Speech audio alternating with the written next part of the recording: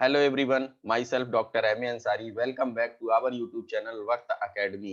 बच्चों, जैसा कि आपको मालूम है कि हम लोग बायोमोलिक्यूल्स पढ़ रहे हैं और बायोमोलिक्यूल्स में हम लोगों ने कार्बोहाइड्रेट्स को कंप्लीट कर लिया था। ग्लूकोज के बारे में बहुत सारी बातें हम लोगों ने की थी पिछले लेक्चर्स में और आज के लेक्चर में हम लोग प्रोटीन से रिलेटेड बातें करेंगे। तो आइए स्टार्ट करते हैं proteins and structure of protein. तो आइए सबसे पहले जानते हैं कि जो प्रोटीन है वो क्या होता है और ये जो प्रोटीन टर्म है वो कहाँ से आया है। The word protein is derived from Greek word. किससे बेटा? Greek word. और वो ग्रीक वर्ड कौन सा है? प्रोटियोज। किससे ड्राइव्ड हुआ है? प्रोटियोज से ड्राइव्ड हुआ है, जो कि एक ग्रीक वर्ड है जिसका मतलब होता है प्राइमरी और प्राइम इंपॉर्टेंस, है ना। तो जो प्रोटीन टर्म है वो प्रोटियोज, जो कि एक ग्रीक वर्ड है, उससे ड्राइव्ड हुआ है और जो प्रोटियोज है उसका मीनिंग होता है प्राइमरी या प्राइम इंपॉर्टेंस। आइए आगे देखते हैं। Proteins are the most abundant biomolecules of the living system. जो भी हमारा लिविंग सिस्टम होता है उस लिविंग सिस्टम में जो प्रोटीन्स होती हैं वो मोस्ट अबंडेंट बायोमोलिक्यूल्स होते हैं। चीफ सोर्स ऑफ प्रोटीन की अगर हम बात करें कि प्रोटीन का चीफ सोर्स क्या है, तो प्रोटीन हमें मिल्क में मिलता है, चीज में मिलता है, पल्सेस में मिलता है, पीनट्स में मिलता है, फिश में मिलता है, मीट में मिलता है और बहुत सारी चीजों में हमें प्रोटीन मिलता है। तो हम यहाँ पर बात करेंगे कि प्रोटीन जो है उसका चीफ सोर्स है मिल्क है, चीज है, पल्सेस है, पीनट है, फिश है, मीट है, एक्सेट्रा एक्सेट्रा। आइए अब इसके बाद हम लोग और आगे की बात करते हैं। They are present in every part of the body and form the fundamental basis of structure and function of life. जो हमारी बॉडी के फंडामेंटल स्ट्रक्चर्स होते हैं और जो हमारी बॉडी के फंक्शंस होते हैं उनको मेंटेन करती है कौन? प्रोटीन। और जो प्रोटीन होती है वो हमारे बॉडी के ईच एंड एवरी पार्ट में पाई जाती है। They are also required for growth and maintenance of body. ये हमारे बॉडी के ग्रोथ के लिए और बॉडी के मेंटेनेंस के लिए रिक्वायर्ड होती है। All the proteins are polymers of alpha amino acids. आप लोगों को पता भी होगा अगर आपने पॉलीमर पढ़ा है, अगर नहीं पढ़ा है तो आप लोग पढ़ेंगे। अल्फा अमीनो एसिड्स जो होते हैं, अल्फा अमीनो एसिड्स जो होते हैं, ये कॉन्फ़िगरेशन वगैरह अल्फा बीटा हम सबकी बात करेंगे आगे। अल्फा अमीनो एसिड जो होते हैं वो प्रोटीन के मोनोमर होते हैं। बहुत सारी अल्फा अमीनो एसिड्स की यूनिट जुड़ करके प्रोटीन का फॉर्मेशन करती हैं। तो अल्फा अमीनो एसिड्स जो होते हैं वो प्रोटीन के मोनोमर होते हैं और प्रोटीन जो है वो अल्फा अमीनो एसिड्स का पॉलीमर है।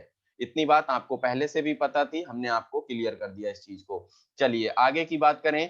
क्लासिफिकेशन ऑफ प्रोटीन्स में चलते हैं कि प्रोटीन का क्लासिफिकेशन हम किस तरीके से कर सकते हैं। बच्चों, सबसे पहला क्लासिफिकेशन हम करेंगे on the basis of structure. किसके बेसिस पर करेंगे बच्चों? Basis of structure. तो जो प्रोटीन है हमारी on the basis of structure वो दो तरीके की हो सकती है। एक हो सकती है फाइब्रस प्रोटीन और दूसरी हो सकती है ग्लोबुलर प्रोटीन। कौन सी? Globular protein. On the basis of structure हमने प्रोटीन को टू कैटेगरीज में डिवाइड किया, fibrous protein and globular protein. जो फाइब्रस प्रोटीन होती है उसमें क्या होता है?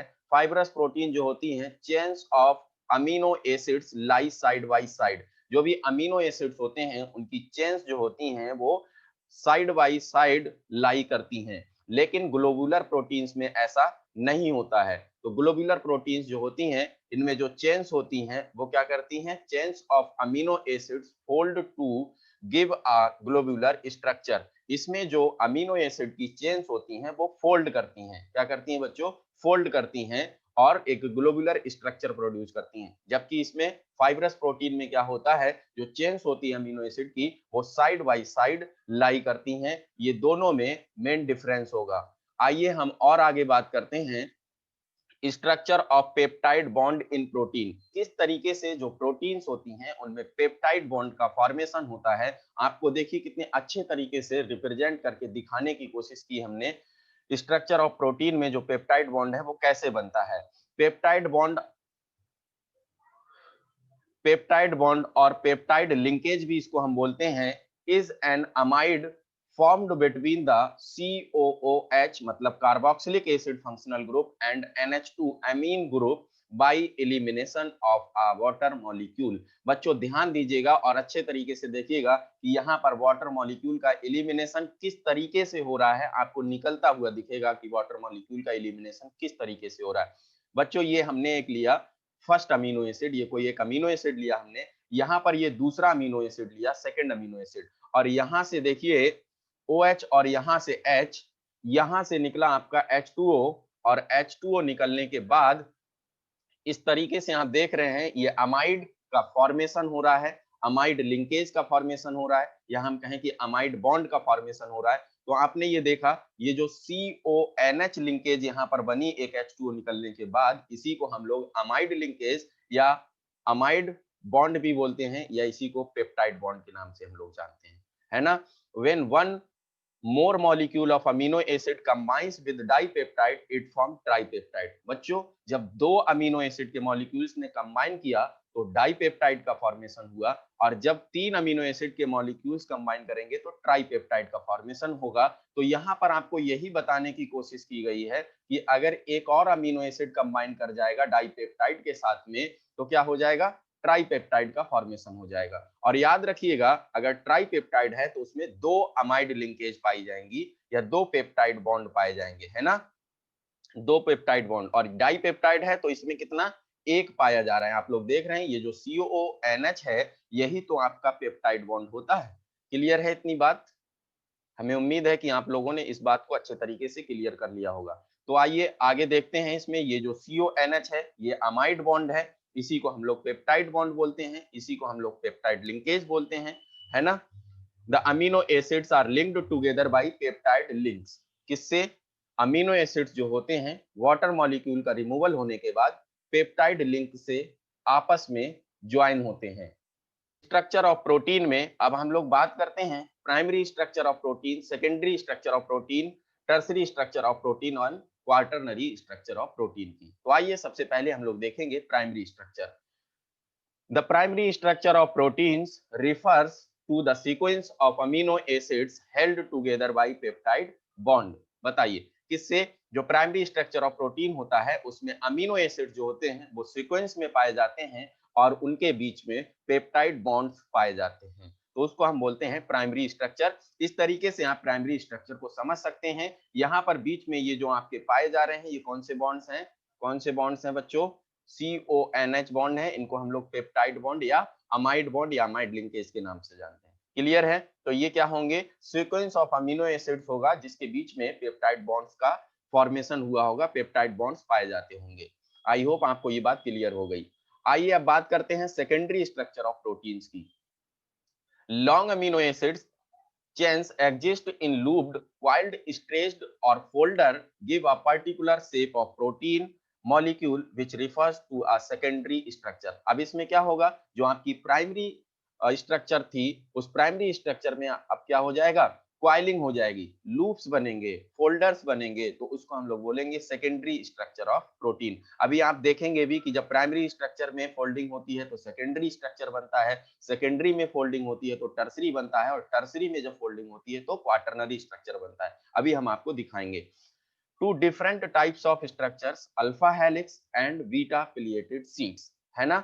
अल्फा हेलिक्स बनेगा और बीटा पिलिएटेड शीट्स बनेंगी। अभी हम लोग अल्फा और बीटा को भी देखेंगे किस तरीके से बनते हैं ये। Chain gets coiled by twisting into right handed spiral known as alpha helix. उसको क्या बोलेंगे? अल्फा हेलिक्स बोलेंगे। अभी देखेंगे कि बीटा हेलिक्स कैसे बनेगा। ये आपका अल्फा हेलिक्स बना हुआ है। बच्चों अगर आप यहाँ पर ध्यान दें तो आप लोग देख पा रहे होंगे कि इसमें ये ऑक्सीजन और ये हाइड्रोजन आपस में मिलकर के क्या बना रहे हैं? हाइड्रोजन बॉन्ड बना रहे हैं। यहाँ हाइड्रोजन बॉन्ड बन रहा है, यहाँ हाइड्रोजन बॉन्ड बन रहा है। अब क्वेश्चन आपसे पूछा जाता है कि प्रोटीन के कौन से स्ट्रक्चर में हाइड्रोजन बॉन्ड पाया जाता है? कौन सा स्ट्रक्चर हाइड्रोजन बॉन्ड से स्टेबलाइज होता है? तो secondary structure of protein hydrogen bond से स्टेबलाइज होता है। Hydrogen bonding between CO and NH, यहाँ देख रहे हैं आप CO और NH के बीच में occurs in different parts of same chain resulting in folding of polypeptides। क्या ये बात आप लोगों को क्लियर हो गई कि किस तरीके से यहाँ पर हाइड्रोजन बॉन्ड आपने देखा, किस तरीके से हाइड्रोजन बॉन्ड यहाँ पर पाया जाता है? यहाँ पर ये सब हाइड्रोजन बॉन्ड आपके पाए जा रहे हैं, और सेकेंडरी स्ट्रक्चर ऑफ प्रोटीन में हाइड्रोजन बॉन्ड की वजह से क्वाइलिंग होती है, फोल्डिंग होती है और पॉलीपेप्टाइड्स का फॉर्मेशन होता है। These chains gets fully stretched or extended resulting in a flat sheet। In chains के स्ट्रेच होने से क्या बन जाएगा? एक एक्सटेंडेड फ्लैट सीट का फॉर्मेशन होगा। इस तरीके से एक फ्लैट सीट बनेगी, अभी हम लोग देखेंगे। Thus chains contract slightly but they still lie side by side held by hydrogen bond। क्या होता है, लाइंस जो होती हैं वो क्या करती हैं, स्लाइटली कॉन्ट्रैक्ट करती हैं और लाई करती हैं साइड बाय साइड, और उनके बीच में पाया जाता है हाइड्रोजन बॉन्ड। किस तरीके से बनेगा अभी हम लोग देखेंगे इसको। Resulting into a seat like structure like this. इसकी तरीके से सीट लाइक स्ट्रक्चर बनेगा, है ना। चलिए आगे। when these chains are placed one above the other, एक दूसरे के ऊपर अगर इन शीट्स को रखते हैं, they give rise to beta pileated sheets। अगर इन शीट्स को हम एक दूसरे के ऊपर प्लेस करेंगे तो हमें ये जो अल्फा हेलिक्स थे इनसे मिल करके एक बीटा पिलिएटेड शीट स्ट्रक्चर मिलेगा, जस्ट लाइक दिस। बात समझ पा रहे हैं आप लोग। The plates run from front to back. ये फ्रंट टू बैक हमको दिखाने की कोशिश की गई है इस डायग्राम में। उम्मीद है कि आप लोग डायग्राम देख करके समझ गए होंगे। अल्फा हेलिक्स और बीटा पिलिएटेड सीट स्ट्रक्चर जो होता है वो किस में पाया जाता है, सेकेंडरी स्ट्रक्चर ऑफ प्रोटीन में पाया जाता है। आइए अब बात करते हैं टर्सरी स्ट्रक्चर ऑफ प्रोटीन्स की। The tertiary structure represents folding of polypeptide chains of the secondary structure। हमने आपको बताया था जब secondary structure of protein में further folding होगी तो tertiary protein का formation होगा, tertiary structure का formation होगा। ये देखिए अनफोल्डेड था, इसमें फर्दर फोल्डिंग हो गई और ज्यादा फोल्डिंग हो गई, तो इसको हम बोलेंगे tertiary structure of protein. The polypeptide chains are held together by. अब जो टर्सरी स्ट्रक्चर होता है उसमें कौन कौन से फोर्सेस काम करते हैं, इनको अच्छे तरीके से समझना है आपको। सबसे पहली चीज तो डाई सल्फाइड लिंकेज इसमें पाई जाती है, दूसरी चीज इसमें हाइड्रोजन बॉन्ड भी पाया जाता है, और तीसरी चीज इसमें वंडरवाल फोर्स काम करता है, चौथी चीज इलेक्ट्रोस्टैटिक फोर्स ऑफ अट्रैक्शन काम करता है। तो ये चार तरीके फोर्सेस पाए जाते हैं किसमें, टर्सरी स्ट्रक्चर ऑफ प्रोटीन में। Disulphide linkage, hydrogen bond, van der Waals forces, electrostatic force of attraction. बच्चों अगर नॉर्मली पूछा जाए कि हाइड्रोजन बॉन्ड कौन से स्ट्रक्चर ऑफ प्रोटीन में पाया जाता है तो आपको बताना है सेकेंडरी स्ट्रक्चर ऑफ प्रोटीन में पाया जाता है। अगर बोथ ऑप्शन होगा तो सेकेंडरी एंड टर्सरी दोनों लगाएंगे आप लोग। Clear. Quaternary structure of proteins की बात करते हैं। The proteins composed of two और more polypeptide chains are referred to as subunits. Quaternary structure refer to the spatial arrangement of these subunits with respect to each other. अब क्या होगा, जो tertiary structure of protein था उसकी दो या दो से ज्यादा चेन्स को हम क्या करें, ले लें और उसमें फर्दर फोल्डिंग करा के जिस स्ट्रक्चर का फॉर्मेशन करेंगे वो स्ट्रक्चर होगा हमारा क्वाटरनरी स्ट्रक्चर ऑफ प्रोटीन, है ना। देखिए यहाँ पर ये अल्फा चेन, ये अल्फा चेन, ये बीटा चेन, ये बीटा चेन, ये टोटल मिलाकर के टोटल 4 सब यूनिट्स हो गई। हियर 4 सब units of proteins are arranged in a single unit. तो ये क्वाटरनरी स्ट्रक्चर ऑफ प्रोटीन बनेगा आपका। कौन सा, क्वाटरनरी स्ट्रक्चर ऑफ प्रोटीन। अभी हम लोग कोएंजाइम, कोफैक्टर, प्रोस्थेटिक ग्रुप के बारे में जानेंगे। तो ये कुल मिलाकर के आपके पास में 4 सब यूनिट्स हो गई। आपने देखा ये 4 सब यूनिट्स मिलकर के क्वाटरनरी स्ट्रक्चर ऑफ प्रोटीन का फॉर्मेशन कर रही है ना।